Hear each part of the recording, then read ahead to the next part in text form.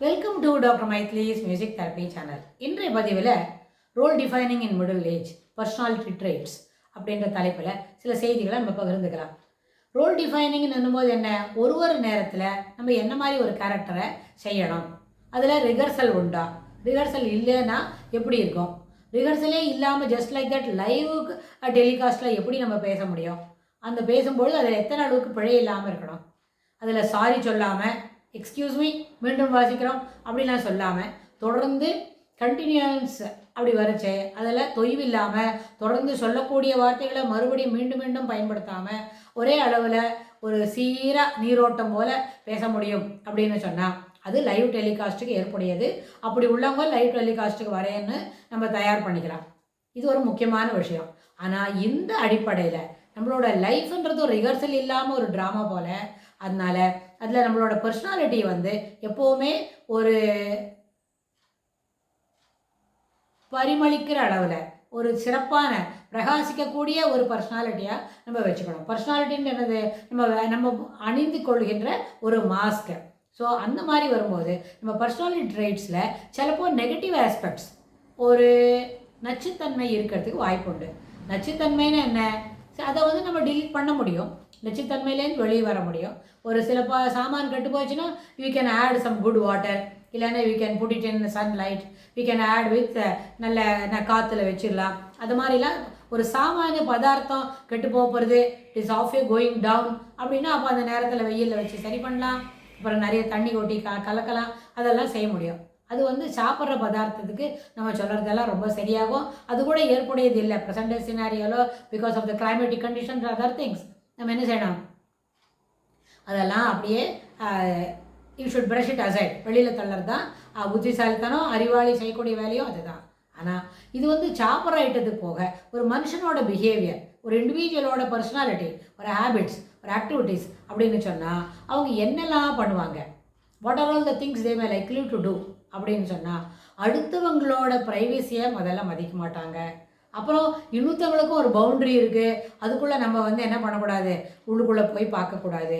ஒரு husband and ஒய்ஃபானா கூட ஒரு நல்ல அளவில் என்ன இருக்கணும், நட்பு மட்டுமே பாராட்டி ஒருத்தரோட ஒருத்தரை என்ன பண்ணக்கூடாது, பர்சனலாக அவங்களோட இன்டிமிடேட் பண்ணுற அளவுக்கு வேலை செய்யக்கூடாது.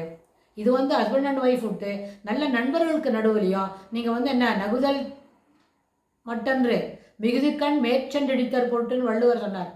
நகுதல் பொருட்டு மட்டு நட்பென்றது என்ன சொன்னால், ஒருவர் சிரித்து விளையாடி சந்தோஷமாக ஒரு ஸ்ட்ரீட் கார்னரில் நின்று கையேந்தி பவனில் ஏதோ சாப்பிட்டுட்டு போகிறதுக்கு மட்டும் நகுதல் பொருட்டன்று நட்பு.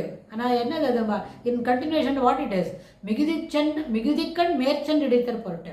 அதுக்கும் மேலே அவன் மேலே போய் கிட்ட நின்று என்னடா இவ்வளோ தப்பு பண்ணுற, இதெல்லாம் செய்யக்கூடாது, ட்ரை டு பி கட்டுப்பாட்டுக்குள்ளே வச்சுக்கோ, கண்ட்ரோலாக இரு, தப்பு செய்யாத அப்படின்னு நண்பனை கடிந்து சொல்கிறது கூட நட்பு தான். அப்படின்னா அந்த நட்பை எப்படி ஏற்றுக்க முடியும், நன்றாற்றல் உண்டும் தவறுண்டு அவரவர் பண்பறிந்த ஆற்றா கடை. நல்லதாக செய்கிறோம் ஒருத்தனுக்கு, ஆனால் கூட அது அவங்களுக்கு புரியலேன்னு சொன்னால் என்ன செய்யணும், நம்ம அவங்களுக்கு நல்லது செய்கிறத நிறுத்திக்கணும், அதை ஒதுங்கி நிற்கணும் அப்படின்னு. இதெல்லாம் நட்புக்கு சொல்ல வேண்டியதுதான். அப்போது நட்புன்னு சொன்னால் அந்த இடத்துல பர்சனாலிட்டி ட்ரைட்ஸில் ரொம்ப சிறப்பான ஒரு குணாதிசயங்களை கொண்டிருக்கணும். இது முதல் விஷயம்.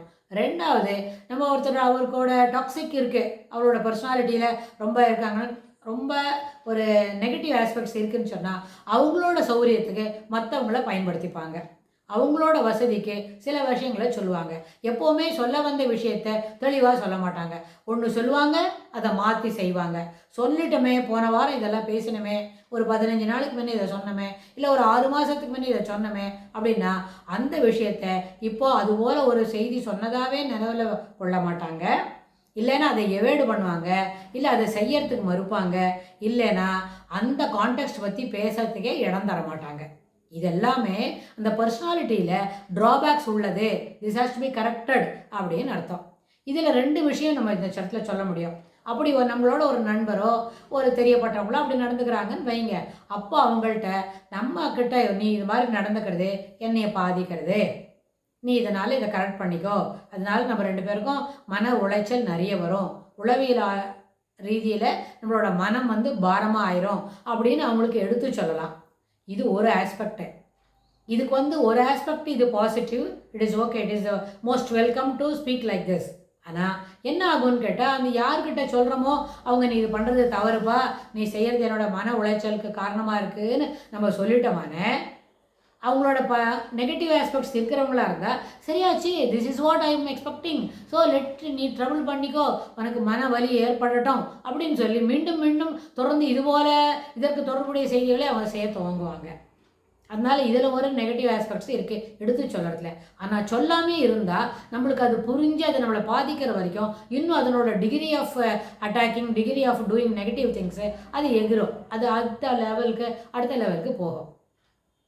ஸோ இதுபோல் பர்சனாலிட்டி ட்ரைட்ஸ்லேருந்து எப்படி வெளியில் வருது, இதை எப்படி இந்த மிடில் ஏஜில் வர ஹேபிட்ஸானா இதை எப்படி எஸ்யூ பண்ணுறது, இல்லை வரத்துக்கு முன்னாடியே how to protect our self from these things அப்படின்றத வரப்போகிற பகுதிகளில் தொடர்ந்து பார்க்கலாம். இதுக்கு தொடர்புடைய செய்திகளை வரப்போகிற பதிவுலையும் பார்த்து தெரிஞ்சுக்கலாம். Thanks for